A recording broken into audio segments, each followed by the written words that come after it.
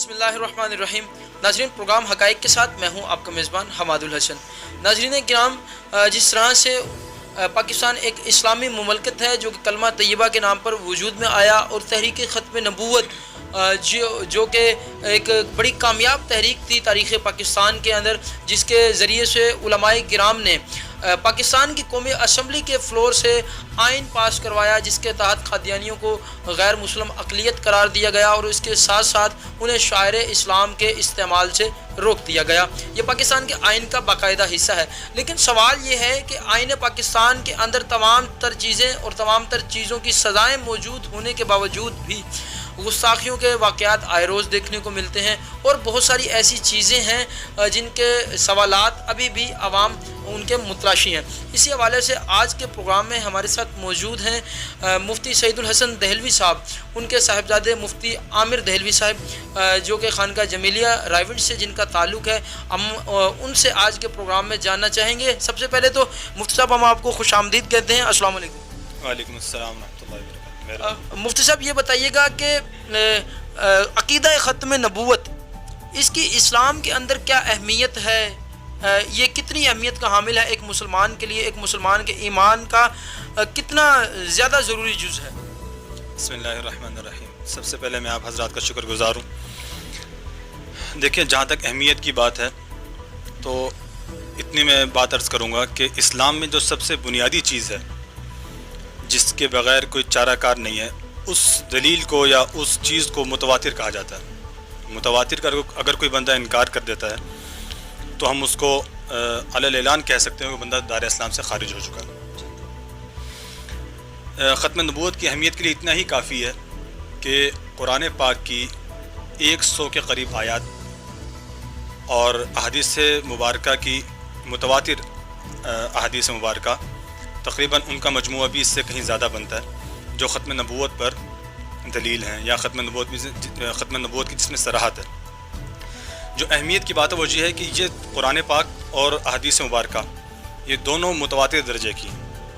ان میں سے کسی ایک بھی آیت کا اگر آپ انکار کرتے ہیں تو بلا شک و شبہ آپ دار اسلام سے خارج ہو جائیں گے۔ باقی جو مسائل ہیں اور جتنے بھی واقعات ہیں وہ اللہ تعالیٰ نے متواتر درجے کے بیان نہیں کیے، لیکن ختم نبوت کا جب مسئلہ آیا تو اللہ تعالیٰ نے تمام کی تمام آیات، تمام کی تمام احادیث وہ اس درجے کی رکھی ہیں کہ اگر کسی بندے کو اس میں کوئی بھی شک و شبہ ہو تو بلا تردد دار اسلام سے خارج ہو جائے گا۔ محترم، عقیدہ ختم نبوت کی جس طرح سے آپ نے بات کی، 100 کے قریب آیات ہیں قرآنی اور احادیث مبارکہ ہیں۔ بالکل بحیثیت مسلمان ایمان ہی تب مکمل ہوگا جب عقیدہ ختم نبوت کے اوپر ایمان ہوگا۔ اللہ کے نبی صلی اللہ علیہ وسلم کے بعد کوئی نبی نہیں آئے گا، اس چیز کے اوپر ایمان ہوگا اور یقین ہوگا۔ تو لیکن سوال یہ ہے کہ آئین پاکستان بھی موجود ہے اور علماء کرام کی محنتیں، کاوشیں بھی موجود ہیں، تحریکی کام بھی ہو رہا ہے، دعوت و تبلیغ بھی ہو رہی ہے، لیکن اس سب کے باوجود بھی ایسے افسوسناک واقعات ہمارے ملک پاکستان کے اندر دیکھنے کو ملتے ہیں جن کے اندر عقیدہ رسالت کا انکار کیا جا رہا ہے، معاذ اللہ ناموس رسالت کے اوپر حملے کیے جا رہے ہیں۔ ان کی کیا وجوہات ہیں؟ دیکھیں، جب بھی کوئی ترقی ہوتی ہے یا کوئی بندہ بھی کامیاب ہوتا ہے تو اس کے لیے ایک منظم محنت ہوتی ہے۔ ہمارے ہاں افسوس کی بات ہے کہ 95%، کم از کم 95% مسلمان ہیں اور 95% ہم اہل سنت کہہ سکتے ہیں، جس میں دیوبندی، بریلوی حضرات، اہل حدیث متوافق ہیں۔ اگر ہم ختم نبوت کے موضوع کو لے لیں تو شیعہ حضرات بھی، اہل تشیع بھی اس کو مانتے ہیں۔ اہل تشیع و اہل تسنن دونوں کو ملا کے تقریباً ہمارے 99% آبادی ایسی ہے جو ختم نبوت کو مانتی ہے۔ اس کے باوجود اگر یہ سب کچھ ہو رہا ہے تو پھر سوال یہ پیدا ہوتا ہے کیوں ہو رہا ہے؟ بالکل اس لیے ہو رہا ہے کہ بنیادی وجہ اس کی یہ ہے کہ ہم میں اتحاد نہیں ہے۔ اگر ہم لوگ فروعی اختلافات ختم کر دیں، نماز کیسے پڑھنی ہے اس کو چھوڑ دیں، بنیادی دیکھیں نا، ہمیں دین نے یہاں تک سکھایا ہے کہ آپ مفادات کے لیے مشرکین کے پاس جا سکتے ہیں، ان کے ساتھ مل بیٹھتے ہیں، قرآن پاک میں اتحاد کر سکتے ہیں۔ قرآن پاک میں یہاں تک آیا کہ بھئی آپ مشترکات پہ بات کر لو۔ قرآن پاک میں ہے کہ تمہارا الہ ایک ہے، ہمارا الہ ایک ہے، چلو الہ کو ایک مان کے ہم ان پہ اتحاد کر لیتے ہیں۔ لیکن جب بدقسمتی سے ہمارے ہاں بات آتی ہے تو ہم لوگوں کو بہت طریقے سے مسالک میں اور فرقوں میں تقسیم کر دیا۔ تو کم از کم ختم نبوت ہمارا ہم سب کا اتفاقی چیز ہے۔ اگر ہم سب اس میں متفق ہو جائیں ایک تو یہ کام کرنے کا. دوسرا کام کرنے کا یہ ہے کہ منظم محنت اور درست سمت میں کرنے کی ضرورت ہے. آپ کے جتنی بیوروکریسی ہے, آپ کی جتنی سفارتکاری ہے, یعنی یہ دو ایسے شعبے ہیں کہ جس کے اندر ملک اندرونی طور پہ بیوروکریسی سنبھالتی ہے, بیرونی طور پہ آپ کے سفارتکار ہوتے ہیں. ان میں غلبہ یا تو قادیانی حضرات کا ہے یا پھر قادیانی نواز سوچ کا ہے. اب 95% لوگوں میں کیا اتنی بھی اہلیت نہیں ہے کہ یہاں پہ اپنے 100, 150, 2000, 5000 بندے بھیج سکیں؟ تو محنت ہم کر تو رہے ہیں, لیکن ہماری محنت صرف جلسہ جلوسوں تک ہے. ہم لوگ اختلاف ختم کریں. دیکھیں اوپر کی سطح پہ جا کے اختلاف ختم ہو جاتا ہے. میں ہوں, کوئی اور آگ سامنے آ کے اہل تشیع بیٹھ جائے گا, بریلوی حضرت آ کے بیٹھ جائیں گے, اہل حدیث آ کے بیٹھ جائیں گے, ہم میں اتحاد ہے. وہاں پہ اتحاد کا فائدہ نہیں ہے. یہ اتحاد ہمارا 1947 سے چلا آ رہا ہے. اتحاد کی ضرورت عوامی سطح پہ ہے. ٹھیک ہے, لیکن حضرت عوامی سطح پہ اتحاد نہ ہونے کی بڑی وجوہات کیا ہیں؟ یہ ذرا تھوڑا سا بیان کیجیے گا. کیوں اس وجہ سے اب جس طرح سے آپ نے بات کی کہ علماء کرام خود اکٹھے بیٹھ جاتے ہیں لیکن عوام کے اندر اشتعال اور نفرتیں پائی جاتی ہیں, کیا وجہ ہے؟ یہ ہماری بدقسمتی ہے. اور اگر میں تھوڑا سا کھل کے کہوں تو ہمارے کچھ مفادات ایسے ہوتے ہیں کہ اگر ہم لوگ اتحاد کی بات کریں تو عوام شاید ہمیں قبول نہ کرے. اس لیے کہ ہماری جو بہت, اگر میں غیر پارلیمانی الفاظ استعمال کروں, ہماری جو دکانداری ہے وہ اسی اختلاف کے تحت چلتی ہے. لیکن حضرت دکانداری یا مطلب ایسی چیزیں دیکھیں, علماء کرام وارث ہیں انبیاء کرام کے, تو انبیاء کرام تو ذاتی اور انفرادی قسم کے معاملات سے بالا تر ہو کے وہ تو امت, جس طرح سے ہمارے نبی آخر الزمان صلی اللہ علیہ وسلم اپنی امت کے لیے رویا کرتے تھے, دعائیں کیا کرتے تھے, انہوں نے اپنے ہر آخری امتی تک کے لیے بھی دعائیں فرمائی ہیں, اور ساری رات مطلب ایک امت کا درد تھا. تو جو علماء ہیں وہ بھی وارث ہیں انبیاء کرام کے, تو ان کے اندر کیا یہ درد امت کا نہیں پایا جاتا جو ذاتیات کی بنا پہ یہ معاملات؟ دیکھیں ایسے ہے کہ وارث ہونا ایک الگ بات ہے اور مورث کے طریقے پہ چلنا ایک الگ بات ہے.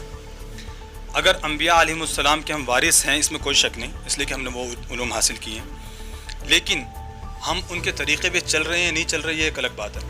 اگر ایک باپ اس کا بیٹا اگر اس کو قتل کر دیتا ہے, ٹھیک ہے, یا اس کا بیٹا نافرمان ہو جاتا ہے, وارث تو وہ رہے گا لیکن والد کا نافرمان تو شمار ہوگا. ہم انبیاء علیہ السلام کے وارث ضرور ہیں لیکن ہم اس طریقے سے ہٹ گئے ہیں.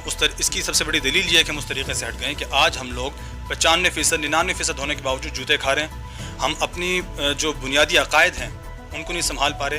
یہ سب اس چیز کی دلیل ہے کہ ہم وارث ہونے کے باوجود ان تعلیمات کو ہم نے چونکہ پس پردہ ڈال دیا ہے, پس پوش ڈال دیا ہے, تو ہم انہی جوتوں کے مستحق ہیں. بہت شکریہ محترم مفتی صاحب نے جس طرح سے بات کی کہ امت کو اس وقت اتحاد کی جتنی ضرورت ہے, علماء کرام کا اتحاد اپنی جگہ, لیکن عوام کے اندر بھی اس اتحاد کی فضا کو پروان چڑھانا ہوگا اور اس کے لیے یقیناً علماء کرام کو کردار ادا کرنا ہوگا.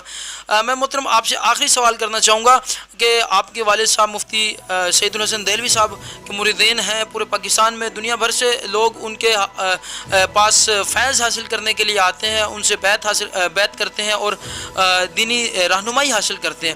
تو اس حوالے سے خانقاہ جمیلیہ کا کیا پیغام ہے امت کے لیے؟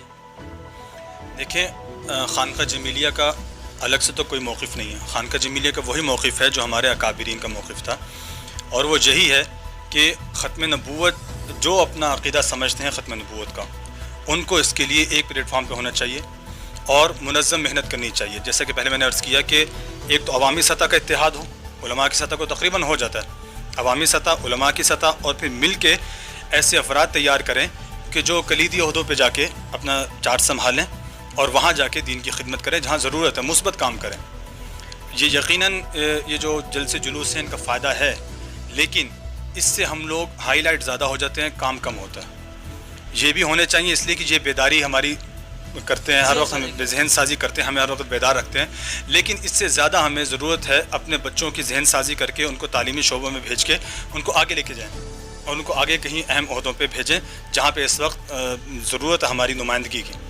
اب دیکھیے اگر ہم لوگ کسی تعلیمی ادارے میں اپنا کوئی فرد بھیجتے ہیں تو وہ کتنے افراد کی ذہن سازی کا سبب بنے گا. میں آپ کو اس پہ ایک بات بتاتا ہوں کہ جب ترکی میں انقلاب آیا, جو اس انقلاب کے جو اصل جو اسلامی انقلاب آیا اتا ترک کے بعد, اس کے جو کرتا دھرتا تھے وہ ایک پروفیسر تھے, وہ ہر سال اپنی یونیورسٹی سے، اپنے اس کالج سے، اپنی کلاس سے 2 یا 4 بچوں کو چنتے تھے، ان پہ باقاعدہ محنت کرتے تھے. اور آج یہ صورتحال ہے کہ اس وقت دنیا میں سب سے زیادہ خطرناک ملک جو کفر کو لگ رہا ہے وہ اس وقت پاکستان سے بھی زیادہ ترکی لگ رہا ہے، حالانکہ وہ سیکولر ہے. تو منظم محنت چاہے کم ہو لیکن ہونی ضرور چاہیے.